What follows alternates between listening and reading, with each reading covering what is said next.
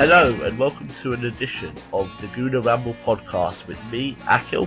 I don't host very often, so please bear with me, but I'm certainly going to give it a go. With me today, I've got someone who I don't think has appeared on an Arsenal podcast before, so I think it will be very interesting. I think you will want to hear his views. He is the Daily Mail and Sunday Supplement host, Neil Ashton. Hello, Neil. Akhil, how are you? The only reason I've just never been invited onto an Arsenal podcast. I'd be happy to do one any time, but I just, for some reason, I can't think what it is. I've never been asked, but more than happy to do it. I can't think what it is either. Hashtag nicking a living. I'm sure we'll get on to we'll get into that later. So Neil, thank you for joining us. I know you're busy, but we appreciate it. Pleasure.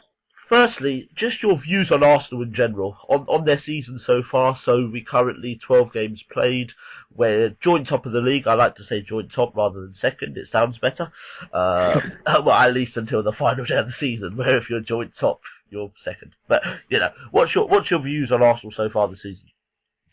Yeah, well, certainly I think the most impressive, the standout result really, and the performance was the Manchester United game, because it wasn't just the manner of it wasn't just the attitude of the players, but it was the response, because just a few days earlier there'd been that defeat against Olympiacos at home on the Tuesday night, and Wenger made it very, very clear to his players during the meeting that week that there had to be a response, that they had to show to him that they had the desire and the attitude, and then we know that they've got the ability. And that performance, I think, sort of had the hallmarks of one of the great Arsenal teams, really. It had everything about it, just the explosive way they started the game, the early goals, the performance, the touches, those touches of class.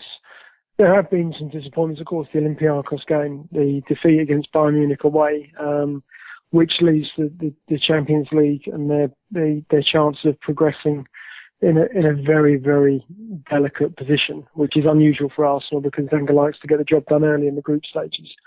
So he'd be disappointed at that. But the performance at home against Bayern Munich as well, that's, to beat that team 2-0, to beat a Guardiola team, to beat a team that had Lewandowski scored so many goals, who was on that brilliant run at the time and has continued that run since. Thomas Müller, some of the great players in world football, players we look forward to watching. And Arsenal, they didn't dismantle them, but they beat them with character, and I think that's an important trait of an Arsenal team now, because we know they've got so much ability and the subtle touches and the skill. They just need to add a little bit more steel to their game. Do you think kind of this season, I mean, I'm thinking of the first two Champions League games with Petr Cech rested, he changed the fullbacks for the first two games as well. Do you think Arsene Wenger and Arsenal are thinking this is our chance for the league? And obviously he'll never throw the Champions League, ever. But do you think the league is really the one he wants this year? Well, this is so complicated, because it comes down, it's not just about ability, but it also comes down to luck and chance. We can't foretell, we don't know the draw, or for the quarterfinal, the semi-final. We just don't know what will happen in the latter stage of the season. Whereas the Premier League, it's 38 games. They've all been mapped out. We can all look at the fixtures and we all know what's coming. And perhaps the one, if there is a mistake that's been made at the start of the season, then I would say that the victory over Chelsea in the Community Shield was so crucial. I thought it was such a psychological. It lifted a psychological burden, because it meant finally, Arsenal had beaten Mourinho, and that was crucial to him. The development of the team, the club, the aura about the club. They can do it. They know they can do it. Following week, they lost at home to West Ham in the league. And then you mentioned the Champions League defeat. The league, it's not that it's there for the taking, because Arsenal got the huge problems with injuries, long-term injuries. You think of Jack Wilshere, short-term injuries. Aaron Ramsey, those kind of players who are dependable. It's not so much they're adaptable; it's just they're dependable. They're guys that play week in, week out, and those are important players for Arsenal when they're rotating their squad to get through this minefield of fixtures of 3 games a week in all different competitions. They're out of the Capital One Cup now, of course, with the Sheffield Wednesday defeat, which could, adversely could actually help them. To say for Wenger to target the Premier League, I'm sure he does target it, because he's targeted every year since he's been the Arsenal manager. But the Champions League, he used to speak of an obsession with the competition. And we asked him about this recently before, I think it was before the Bayern Munich game, and he's just moved away from that now. That it's not so much an obsession, that he'd dearly love to win it, of course, so close in 2006 in Stade de France against Barcelona. But I just get the feeling that the way he's been talking recently, that his legacy, and the interview in L'Equipe as well with Eric Bildman at the weekend, when he spoke about his legacy, I think it was quite... He just believes that in 20, 30 years' time, the evolution of the team and of the club and the supporters, they'll look back on the Wenger era and think, okay, we didn't win anything, but wow, we played some great football. We've got this magnificent stadium and the club is in rude financial health. So maybe he's looking into that more than anything else. It felt that way reading Eric's piece at the weekend.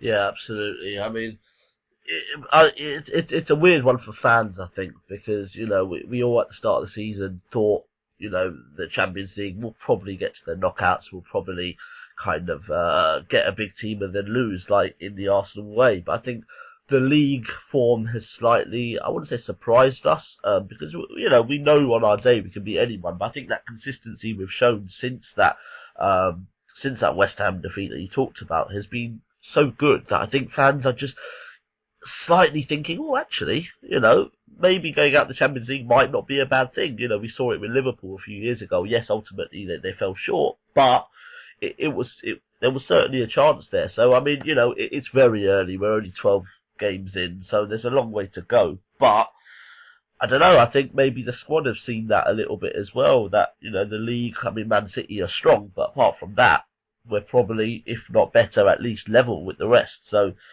you know, it's all to play for, I think, in my eyes.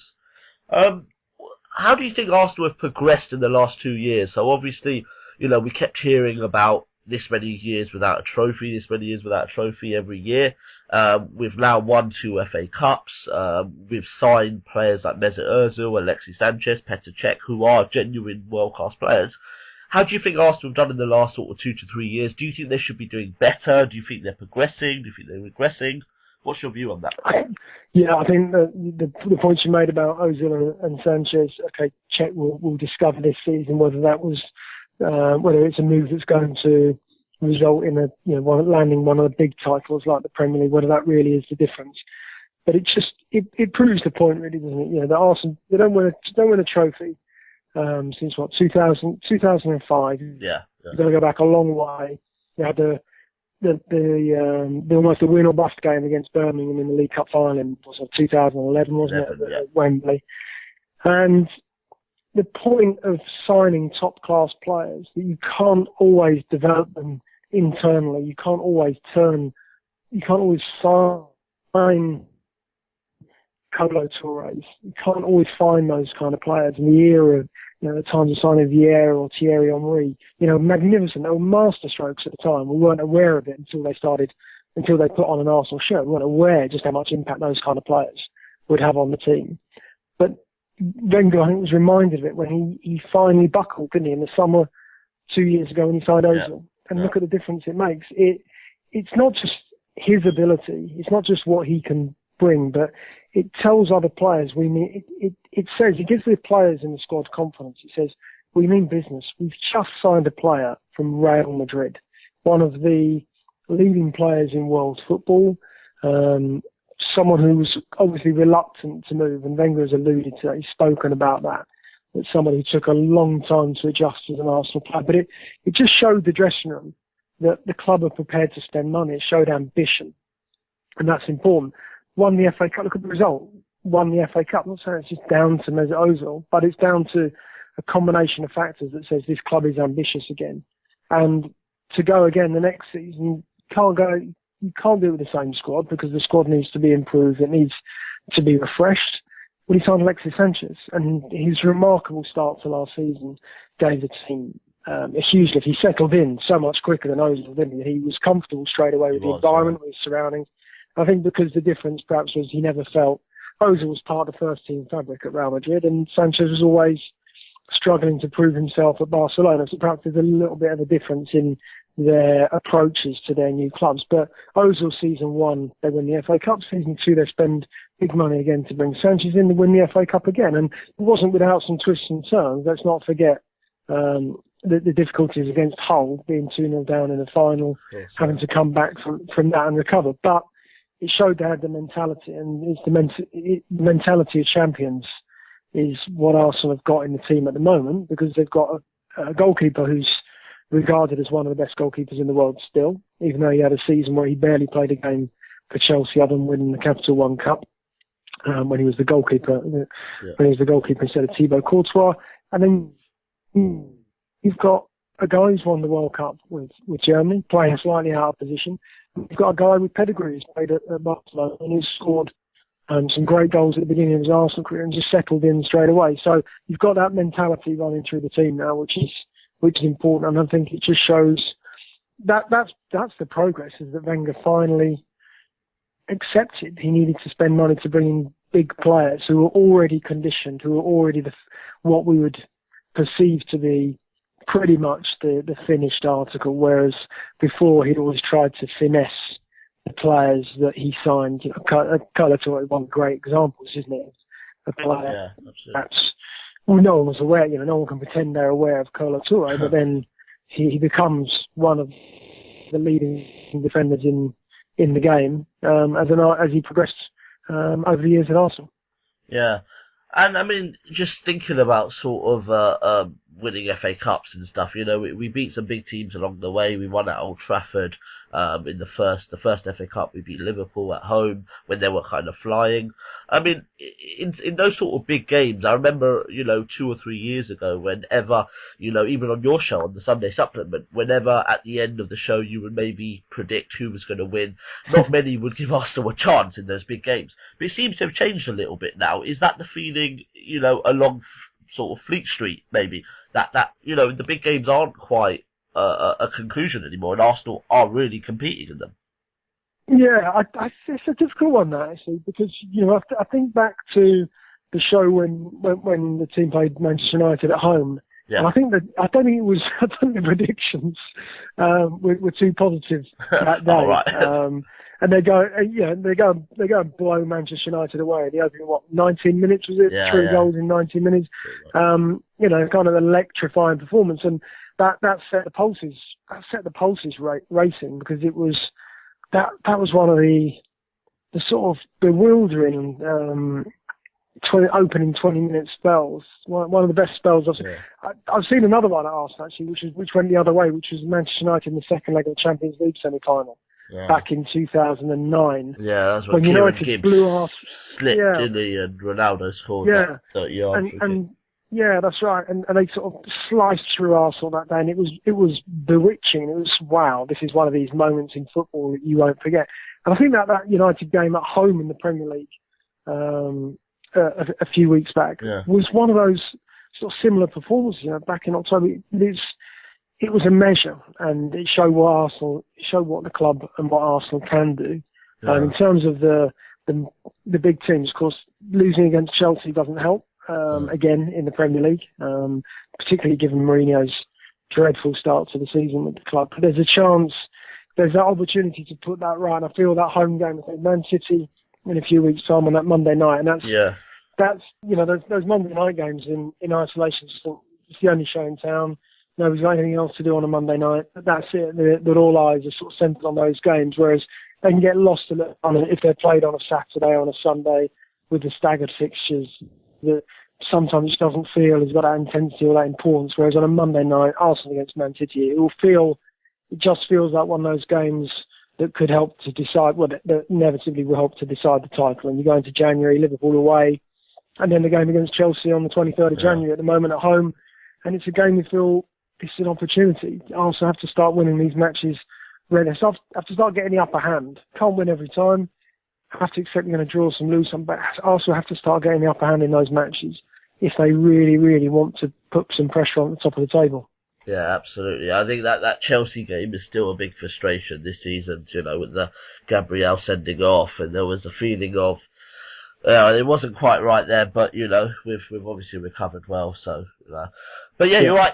Big games coming up, so it'll be interesting to see how we do. I think it's important to get our players back, a few of them, because I know you can go into a game against Man City with sort of 6 or 7 players out, but we'll see in due course. I want to talk about your favourite topic. It's a certain German player, Mesut Ozil. We laugh. I think the first time I actually sort of spoke to you properly was at the Emirates, and it was just after one of the Bayern Munich games, which was the second one we played against them away from home, when Ozil got taken off at half time. He was slightly injured, but I think you guys didn't know that at the time, and there were some harsh articles about him. But I mean, generally, how do you rate Ozil in his first year, his second season, and this season? Because there has been a difference, let's be honest. This season he's been a lot more effective, been a leader, as Arsene Wenger said. But I mean, how do you kind of analyse his spell here at Arsenal? Yeah, I think we go back to that game against Bayern Munich in the Allianz Arena that night, and he was a substitute, but I think, and the club, he had the hamstring. I think it was ultimately a hamstring injury, wasn't it? And, it happened really early, I remember. Yeah, it did, and the club kind of said, well, he soldiered on, and how brave it was of him to carry on. And I actually thought, well, was it really? Because he was disinterested in that opening 45 minutes. If you watch that game back, for whatever reason it is that, mentally he's just not with the game, and I don't know what the reason is. And if he had a hamstring injury, and anyone knows hamstring injuries, modern game, you signal to the bench you have to come off, and nobody stays on the pitch. So that's always been unfathomable, really, as to why he stayed on the pitch if he had a hamstring injury after only a few minutes. Of course, as you say, we didn't know at the time that he had a hamstring injury, which is why I wrote the piece that has kind of been immortalised, unfortunately, and I get reminded of it every time Ozil sets a goal up for Olivier Giroud these days. Usually by me. It's on a fairly regular basis now. So I switched the Twitter notifications off when Arsenal are playing these days, and you get so many reminders of it. I mean, it's interesting because I get people reminding me of that all the time on my timeline, and it's fine. But it's actually this happened 2 years ago. The match that I was writing about at that time, when I wrote what I did, was how I felt at the time. And quite often as journalists, when you're writing, because you've got so much passion for the game, and I know that anybody knows, anybody who's had the pleasure of watching Ozil play, anybody knows that this guy is gifted, that he's got a talent, that he should be running games. He should have more influence. He should be taking more control of the game.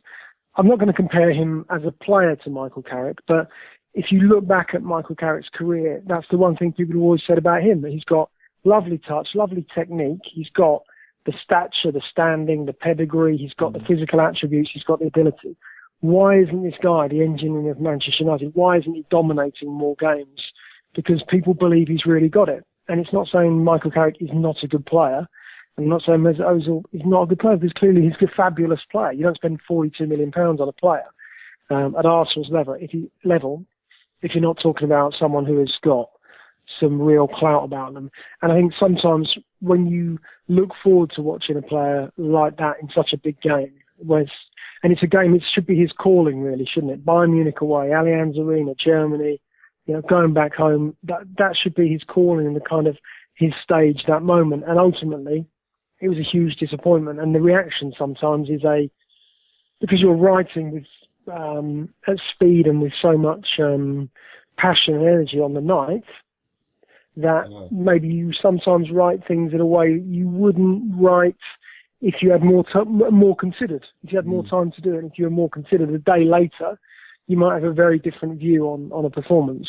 So people tweet me and say, is this guy's nicking a living? Well, yeah, I felt he was that night. You have to isolate the game. It was that night that I had such disappointment for someone that I had looked for. You travel to Germany, to Bayern Munich to watch that game, that you look forward to it. I'm not saying look forward to it as much as an Arsenal fan has got that passion for the club. They're not my team, but I have a passion for watching great players perform on great stages, and I've seen them do it.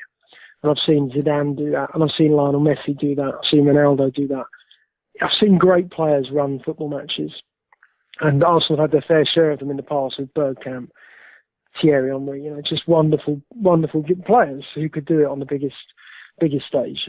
So that kind of is, I guess, my explanation for the piece that I wrote that night. It has gone down, for whatever reason, it's gone down in sort of folklore, really. Not for the right reasons, I might add. But I don't mind that. He's a great player. I've never said he's not a great player. He clearly is, and it's because he's not an average player that he gets picked out. It's like, why aren't you performing at a high level when we know you can? Yeah, I think I remember that week clearly, and just before that game we had the quarterfinals of the FA Cup against Everton at home, and he played really well. I think he got an assist. He scored the opening goal.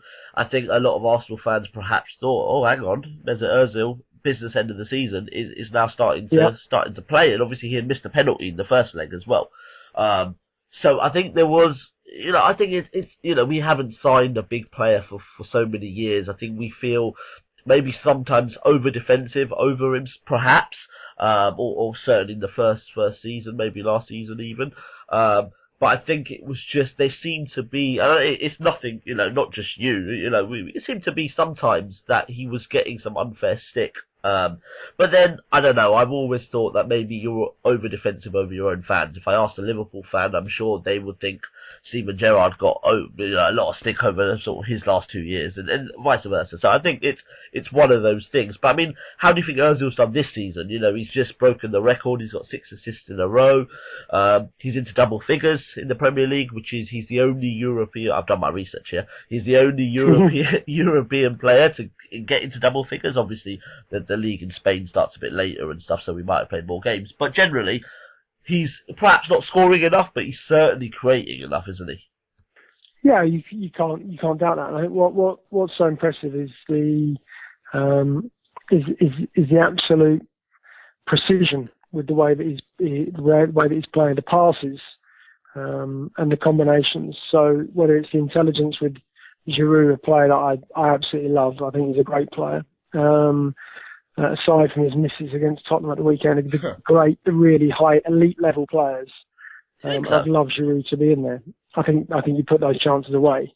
I think if you're at the very elite level, if he was one of the very best strikers, have to take that chance in those games. But I do think Giroud is a top player. And the ball in from Ozil for the Gibbs goal at the weekend against Tottenham is that kind of that precision engineering, really. He was doing it all game, to be fair. Yeah, and you can see that is his game. That he seems to get more satisfaction out of creating those chances than he perhaps does scoring goals himself. He's got ability to score goals, of course he has. But it seems to me that he likes this. He seems to be thriving in this role as the creator. Yeah. What he needs to be, of course, is the creator supreme is to actually have the personality, the force of personality, the force of nature to say, I'm the man and I run the show, and to take complete responsibility for Arsenal's forward play. And I think if he did that, if he had that, and I'm not sure that he does. I'm not sure he's that kind of character. I think he's a bit more withdrawn, isn't he? That he likes. Give him the ball and he'll play, but is he a demanding character? Is he always screaming at players to give him the ball in a way that Sanchez does? No, I think they play the game a slightly different way. That Sanchez is more about energy and hustle, bustle, taking players on. Ozil's more. It's more about imagination and craft off that left foot, which sometimes I guess you see Sanchez darting around, herring around. Perhaps that gives us the misleading impression sometimes that he cares that much more. Whereas Arsenal, we hear every single week about Ozil's running stats being higher than any other player on the pitch. It's pretty frequent now that stat comes out. Yeah, I think there's different personalities on the field. I think you would struggle if you had 11 sort of Sanchez type figures on the field, because I remember at Swansea a few weeks ago and we were 3-0 up. but Alexis, I think, really wanted a goal, and he was visibly really frustrated sometimes when the ball didn't come to him, and if you were looking at just him, but not the scoreline, you would have probably thought we were losing that game. But obviously, we love his passion, Alexis. He's that sort of player. He'll try and make things happen in a slightly different way. I mean, what I would say about Ozil is, I don't know if you were in Monaco last year, but we won 2-0, still went out on away goals, but Mesut Ozil was coming very, very deep to get that ball. And that, for me, that was the first sign that he's kind of trying to be a leader, but not in that vocal way, but that give me the ball, I'll try and make something happen way. And I thought he did that again, against Spurs a little bit as well, just wanting that ball, wanting to create. And then obviously it depends on others to put their chances away. And as you said, Olivier Giroud missed a few, headers, which, on another day he would have scored and he probably should score.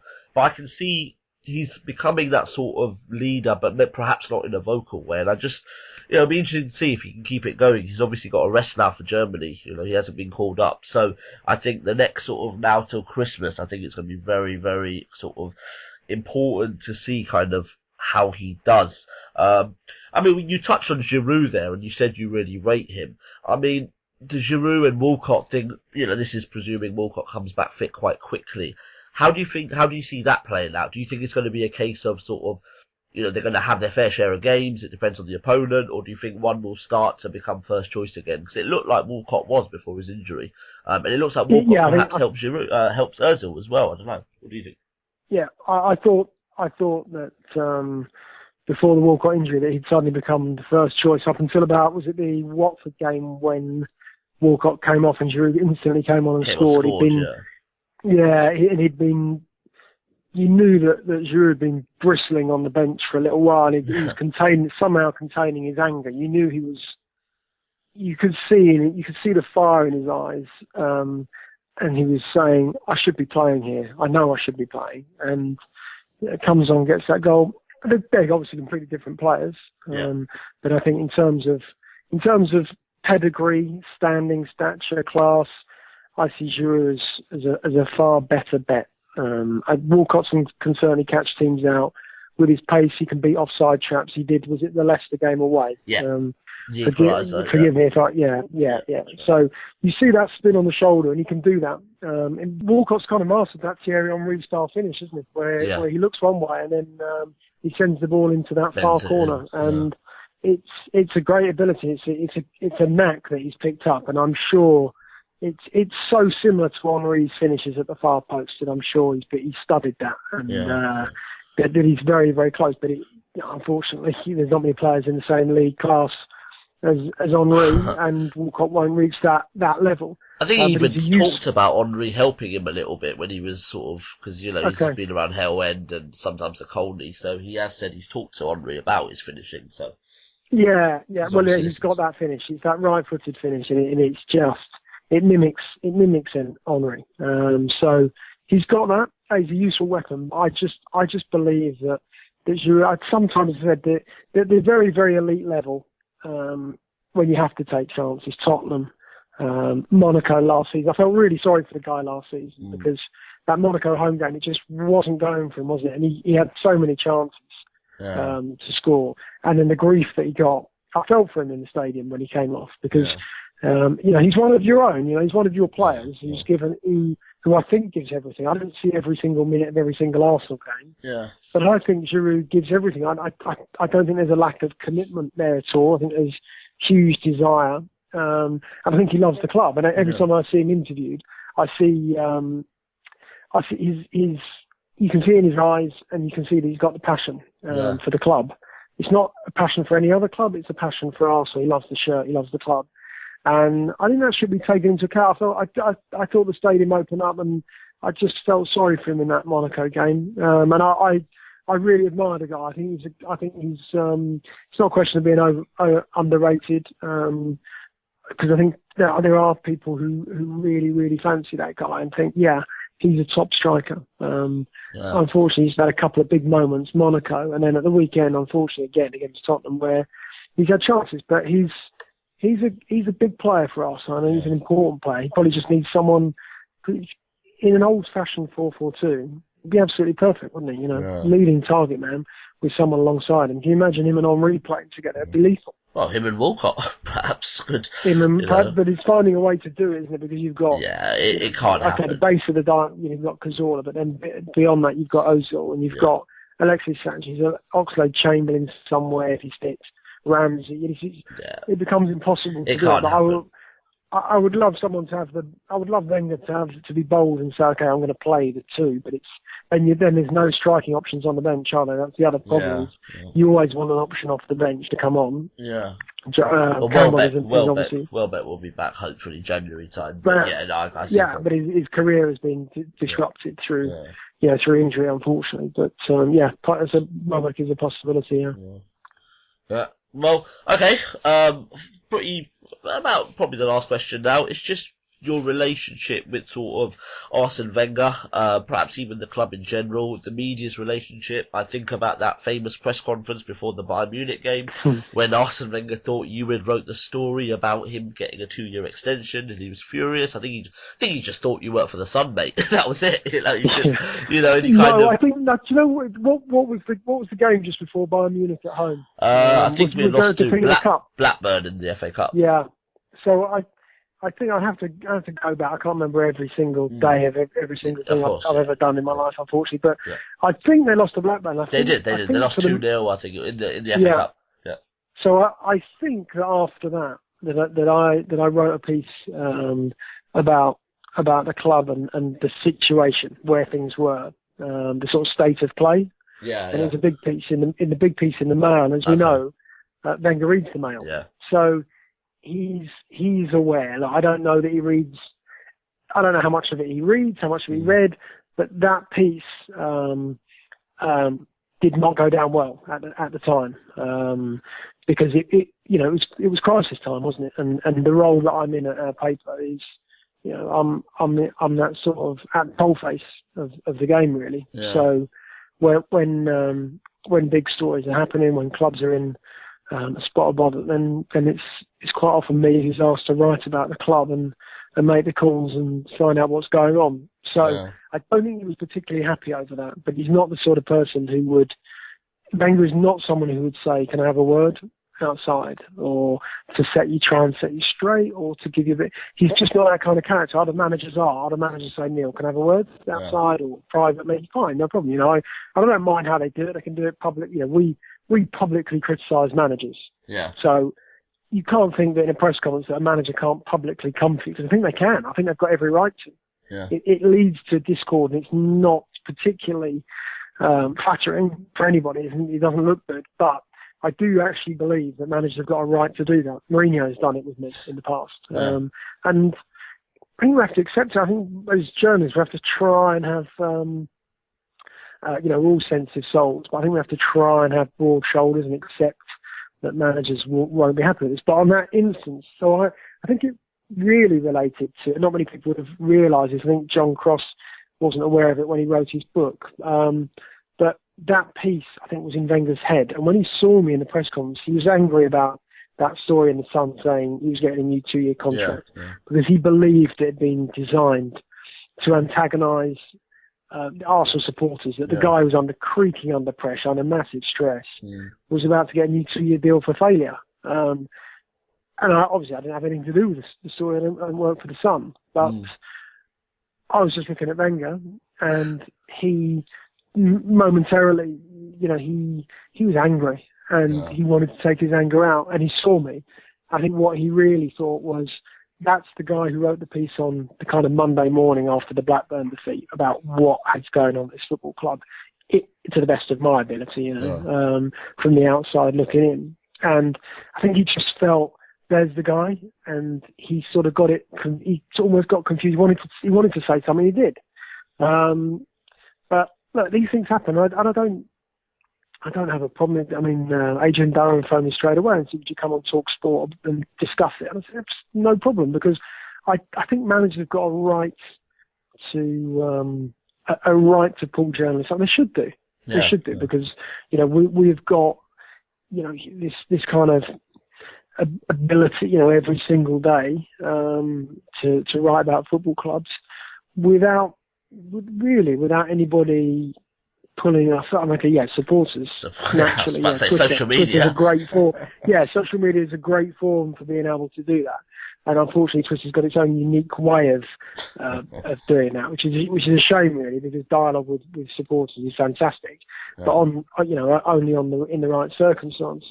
And so yeah, that day I literally saw it as one of those things. I mean, it happened. Unfortunately, he just look, he was the wrong person. He wanted to take his anger out on somebody, but he, in the back of his mind, I'm sure it was over the piece that I'd written after the Blackburn game, which of course at the time wasn't particularly flattering. But you know, it's that day's news, that day's story. The game moves on very, very quickly. Yeah. And what's your relationship? I saw him. Sorry, just to add something. I've seen. What I would say is that he's a very different guy away from those press conferences. Yeah. He can be quite humorous, but I think you see stress in his face at press conferences. I think you see tension in Arsenal's face at press conferences. Whereas if you see him say World Cup in Brazil last year, then when he's not working, when the season's over, and he's not the pressure, not the stress, the strain at that moment in time. Completely different guy. Stops for a chat. I can't remember the game. I was out, I think it's probably quarter-final, semi-final, and I saw him outside one of the stadiums, and we don't have to discuss what happened before Bayern Munich, because it doesn't affect me. It's fine. It's calm. I don't need him to say anything. And he doesn't need me to say anything. It's what happens. It's that sort of moment of combat almost. But you see him outside of the game when the pressure's off, and I think, like most people in the industry, completely different guy, and very, very relaxed, far more relaxed, I would say. Yeah. I mean, to be fair, he had just won the FA Cup and was about to sign Alexis Sanchez, so I would be quite happy as well. Maybe, perhaps that's what it was. Perhaps he knew at that moment. Perhaps he knew something that we didn't. Yeah. But he's. I would say he's very charming in those circumstances, and he's always very, very polite, and engaging as well. Yeah. So that's good, and I can understand the pressures of being a Premier League manager at Arsenal for those number of years. Yeah. It takes its toll, and it's a hugely stressful job. What's your opinion on his career at Arsenal? I mean, generally, and what's your views on him as a football manager, as his career at Arsenal, as his sort of highs and lows, because there has been both, just generally on his sort of nearly 20 years here. Yeah, if I go back to, he had his great teams, go back to the Invincibles, 2005 and 2006, the amazing run to the Champions League final, because I think it was Real Madrid, Juventus and Villarreal. Correct, yeah. Yeah, and then I think the group stage, there was a tough game in the group, I think, as well. I think Ajax might have been in that group, but you'll know. And they're very unlucky in that Champions League final, because Lehmann's sending off. Sol Campbell puts them in front. It's until the last moments when Belletti scores the winner. But that was the great team, and I always felt he broke that team up too quickly. But in 2006, it was almost like a cut-off point. Yeah. For the team. Sol Campbell, was that his last game? That was, Pires. Yeah, Pires. I think Pires' that might have been his last too, game. Yeah. Ashley Cole moves to Chelsea a few months later. 3 players. Lehmann, maybe he carried on, I can't remember now, but he broke the team up very very, very quickly. They indulged Henry. They gave him a new contract. They gave him £5 million to stay as a one-off payment to stay at £130,000 a week and a 5-year contract. And he gave up the following season, didn't he? Wouldn't sit from the PSV Eindhoven game onwards. Didn't see Thierry Henry and he'd been given the rest of the season off, and he went to Barcelona. The team broke up very, very quickly, and I felt Wenger did that too quickly. Yeah. The stadium, he's obviously had a brilliant career as the Arsenal man, and to keep the team in the top 4, qualifying for the Champions League year in, year out, to enable them to pay the bills at the Emirates Stadium is a remarkable achievement. What disappoints me more than anything, and I've always felt this, and I've said this on a number. This is nothing new. Is that Wenger consistently said we believe we can win the league with this team. From 2006 in the new stadium, he consistently said, we believe we can win the league. You know, that's our target. We can do it with this squad. We can do it with these players. And it was only last summer. And I don't think anyone really believed him. But I felt that the fans were being told we can win the league. And they were naturally buying into it because the manager's saying, look, I'll bring you another Premier League title. It's 1-3, we'll win a fourth. And I don't think anybody really believed that team could go and win a league because it wasn't good enough. And it was only last summer or the summer before when Wenger admitted that the team from 2006 to sort of 2014, that he never really believed they were capable of winning the league. And I just thought, why did you say you were capable of winning the league? Is that to keep his players believing? Well, I thought it was to keep the fans. I thought it was to keep the faith with the fans because the season ticket prices are enormous at Arsenal. It's a very expensive club to go and watch, and you can't not say, "Oh, we don't." As Arsenal, the history they've got, you can't say we can't win the league. Of course you can't. But I felt the club could have been a bit fairer. If it was just one thing, I'd say just temper it slightly, because Wenger always gave the impression that that the team was ready to win the league. And looking at the team from sort of 2006 onwards, it didn't have the personality and the players to win the league. So why keep saying it with so much conviction? And then he ultimately, last season, the year before, I can't remember when exactly it was, he said, I didn't believe we could, we didn't have the team to compete until they started signing Ozil and Sanchez and, Czech on a free from Chelsea. Or how was it? Did I know they paid a fee for him? Sorry, but it was just always nagged away at me. I felt that the fans were being. I thought the fans were being misled. It wasn't cheated or defrauded. I just felt they were being misled, and I didn't think that was fair of the club. I thought they should have tempered that a little bit more and accepted that they were in some kind of transitional phase between 2006 and 14 while they got to grips with the enormous stadium debt. But look, he has his huge supporters in the media, Wenger. There's no question about that. Yeah. There are people in the game who would, who marvel at his record at Arsenal. There's no question about it. Yeah. Cool. Well, just a prediction. Where do you think Arsenal will finish this season in the Premier League?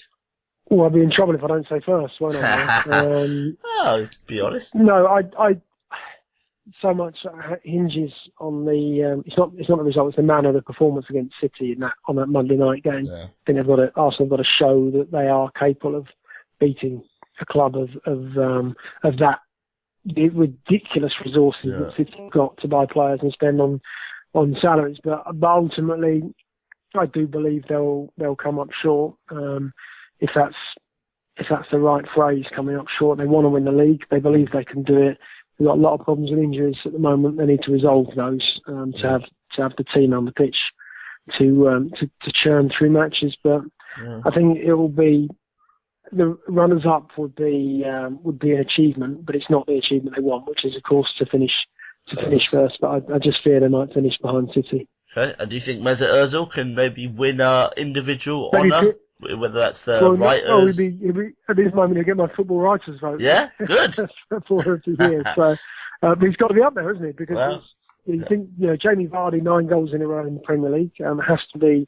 If you're looking at this moment in time, you'd have to look at Ozil for his assists, Vardy and Jamie Vardy for his goals. And he's got 12 in the Premier League. You'd be very surprised if he keeps going Vardy all season, wouldn't you? Because you would think Leicester would have a blip somewhere along the line. Yeah, possibly. Yeah, I'm sure they probably will. I think they probably will. But Vardy has had a great season, but it's a long haul, isn't it? We're a third of the way through, probably. Yeah, of course. There's a long way to go. Well, Neil, thank you for your time. Pleasure, anytime. I'm off to put my bet on Mesut Ozil getting the Writers' Award. Go and do it. Not too much now, but definitely cool. Definitely a cheeky fiver. Yeah, for sure, for sure. Thank you for your time again. I hope you've enjoyed it. I'm sure our listeners have. There's been some really fascinating stuff there. It just shows that maybe, you're not all bad. Maybe. It's I just, do want the best. That's the thing. That's why we see such high standards at Arsenal. We just want our expectation is that the team and the players maintain them. And we got used to it in the early Wenger years. Up till sort of 2006 with the Champions League final, the Invincibles, and 3 Premier League titles. But 3 Premier League titles and 6 FA Cups now, and the Champions League final. It's a pretty good record. Yeah, well, hopefully there'll be four Premier League titles by May next year, but we shall wait and see. Neil, thank you. Okay, take care. Good Cheers, mate. Bye.